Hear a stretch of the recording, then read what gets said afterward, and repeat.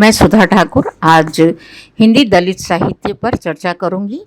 दलित अर्थात उत्पीड़ित, उपेक्षित और अस्पृश्य के अर्थ में प्रयोग किया जाता है। साहित्य के साथ जुड़कर यह शब्द एक ऐसी साहित्यिक विधा बन गया है जो मानवीय सरोकारों तथा संवेदनाओं की यथार्थ अभिव्यक्ति है।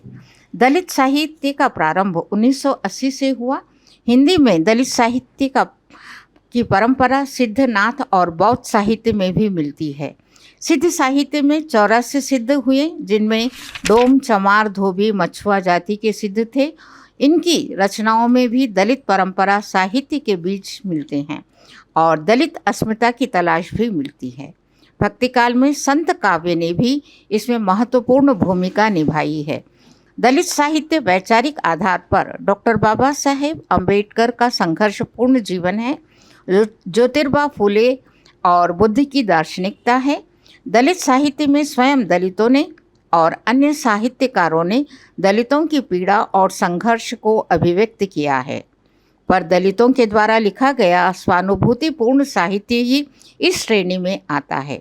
दलित साहित्य केवल कला के लिए ही नहीं लिखा गया है, परंतु जीवन संघर्ष और जिजीविका के लिए लिखा गया साहित्य है, जो मानवीय मूल्यों की पृष्ठभूमि में सामंती प्रथा और शोषण के विरुद्ध एक महत्वपूर्ण सामाजिक प्रतिष्ठा को मानता है। इसके प्रमुख कवि हैं सुखबीर और कमल भारती। दलित साहित्य एक आक्रोश जनित साहित्य व स्वर आंदोलन है। दलित साहित्य के माध्यम से डॉक्टर अंबेडकर की विचारधारा जन जन तक पहुंची है। डॉक्टर अंबेडकर जातिवादी और सामंतवादी के विरोध थे। कार्य के प्रति प्रतिबद्धता ही दलित साहित्य का उद्देश्य और सौंदर्य विधान है। 19वीं सदी के सामाजिक, धार्मिक और सांस्कृतिक पुनर्जागरण में दलितों में चेतना जागृत की अछूत की शिकायत, जिसे हीरा डोम ने लिखा और जिसका प्रकाशन 1914 में सरस्वती पत्रिका में हुआ, वह दलित साहित्य की पहली कविता है।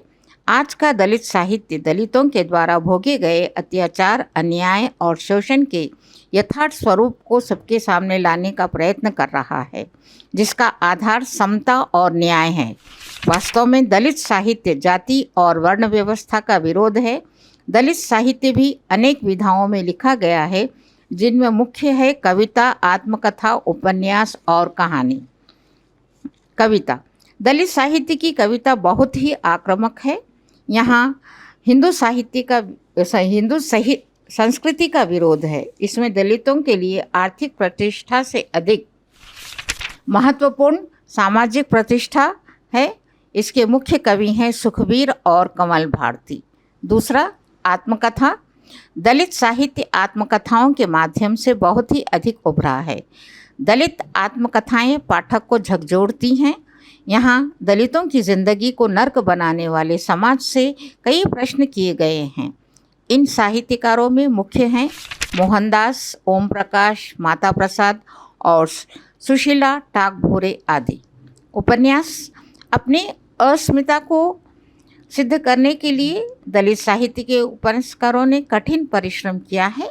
इनमें प्रेम कापड़िया का मिट्टी की सौगंध, धर्मवीर की पहला खत, वरुण का अमर ज्योति आदि है। कहानियाँ। दलित साहित्य में कहानियों का भी अपना विशेष स्थान है। दलित अस्मिता को प्रतिष्ठित करने में ओम प्रकाश वाल्मीकि की ग्रहण, सलाम, सूरजपाल चौहान की साजिश और मोहनदास की अपना गांव मुख्य है। इस प्रकार बुद्ध और कबीर तथा ज्योतिबा की मानवतावाद से प्रभावित दलित साहित्य ब्राह्मण और समाज के सवर्णों के प्रति एक विद्रोह है। इसमें शोषण, अन्याय, उत्पीड़न, अत्याचार से मुक्ति की कामना करते हुए स्वतंत्रता और समता की बात करते हुए शुद्ध सामाजिकता की स्थापना पर बल दिया गया है।